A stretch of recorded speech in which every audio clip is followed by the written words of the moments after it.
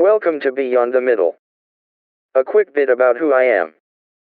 I am someone who has become disillusioned with the quirks of the parties in this country.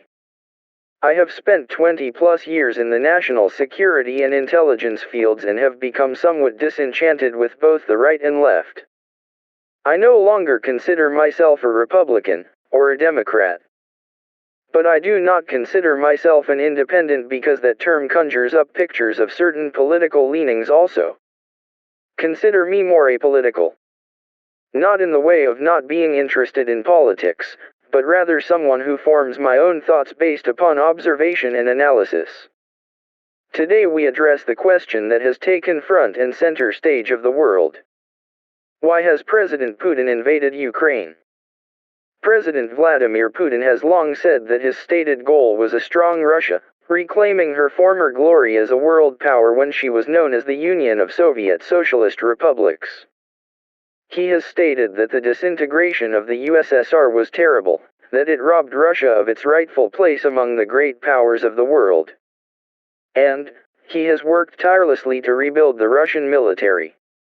On February 24th, President Putin launched a full-scale invasion of Ukraine. This came just 3 days after he recognized Luhansk and Donetsk as independent states and ordered Russian troops to act as peacekeepers in the two regions. How did the world get to this point where the Russian army can invade a sovereign country without repercussions of force? Let's take a look at the recent history of Ukraine. In 1922, after only 4 years of complete independence, Ukraine became one of the original constituent republics making up the Union of Soviet Socialist Republics. The country remained a part of the USSR until the republic's collapse in 1991. On August 24th of that year, Ukraine once again became an independent nation. At this point, a document takes on great significance. The first is the 1994 Budapest Memorandum on Security Assurances in connection with Ukraine's accession to the Treaty on the Non-Proliferation of Nuclear Weapons. The memorandum was signed to welcome Ukraine to the treaty as a non-nuclear weapon state. Even though Ukraine did not possess the capability to produce nuclear weapons, as a former Soviet country there were nuclear weapons present in its territory. Ukraine's signing of the treaty meant that the country would eliminate all nuclear weapons it has possession of. The important point of this memorandum are in point 1 and 2. They read: The Russian Federation, the United Kingdom of Great Britain and Northern Ireland, and the United States of America reaffirm their commitment to Ukraine, in accordance with the principles of the CSCE Final Act, to respect the independence and sovereignty and the existing borders of Ukraine. The Russian Federation, the United Kingdom of Great Britain and Northern Ireland, and the United States of America reaffirm their obligation to refrain from the threat or use of force against the territorial integrity or political independence of Ukraine. And that none of their weapons will ever be used against Ukraine except in self-defense or otherwise in accordance with the Charter of the United Nations. In February of 2014, pro-Russian Ukrainian President Yanukovych refused to sign an agreement with the European Union to bring Ukraine into a free trade agreement with the EU. Mass protests broke out across Ukraine, calling on the resignation of Yanukovych. With an impeachment looming, Yanukovych fled to Russia. Ukraine's parliament installed an interim government which was more disposed toward the West, causing Russia to argue that the government change was an illegal coup. It is only days later that armed men began to appear in Crimea. Crimea has a large ethnic Russian population making up about 60% of the peninsula. Crimea was the only portion of Ukraine where Russians constituted the majority, making it attractive to President Putin.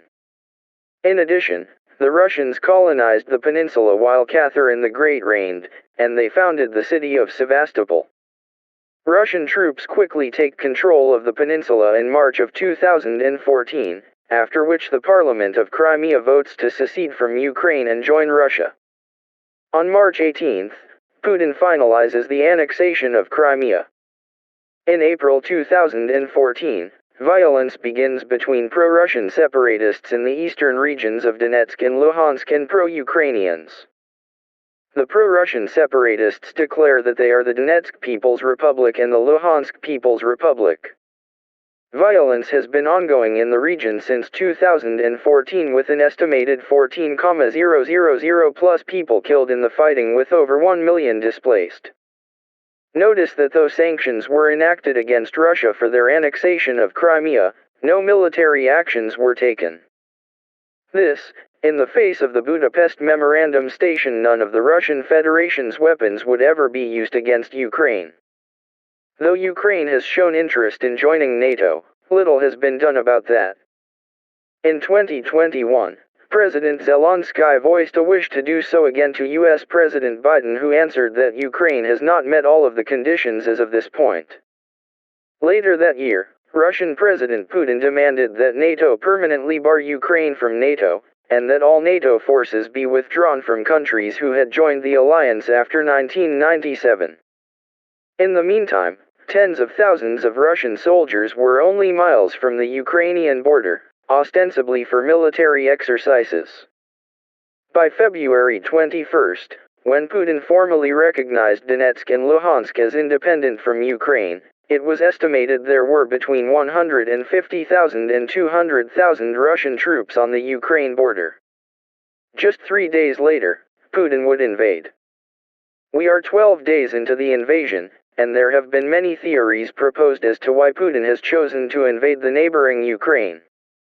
Among these reasons is a fear of Ukraine joining the North Atlantic Treaty Organization, or NATO. It is not secret that Putin wants Ukraine to remain outside of the alliance. He fears that, with the Ukraine in the Western Alliance, it would bring the forces of NATO to his border and threaten the security of Russia. In the last 30 years, since the collapse of the USSR, most of the European nations which broke away from the Soviet Union have joined NATO.